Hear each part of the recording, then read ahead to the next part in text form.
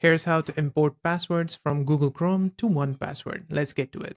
So on 1Password, you need to log into your account first. Then in Home, you're going to find it in the Get Started page. If you do not see it, just scroll down.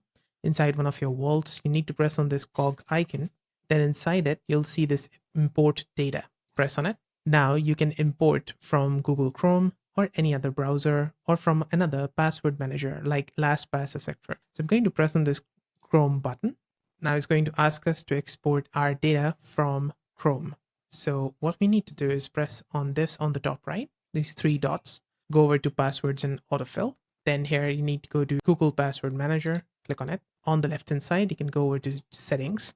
And on the right, you're going to find export passwords if you scroll down, and you can download the file from here. So just press it, enter your PIN, and you should be able to download it. So just download it somewhere. That's it. We have now downloaded that .csv file from Google Chrome. Now we go back to 1Password and we press on this continue button. Now we need to select a vault. If you have just got the personal vault, you can just select that and press on continue.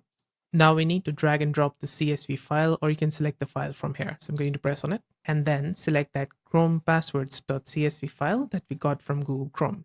I'm going to press it and open it up, and it's going to be added here. Just press on this continue button. And there you go. We have now imported all the passwords from Google Chrome to our personal vault in 1Password. I just need to press on this view imported items, go over to all items on the left, and you can see all the passwords with the emails and everything.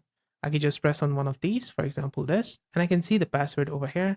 I can click on this drop down and I can reveal it and such. And yeah, that's it. That's how to import passwords from Chrome to 1Password.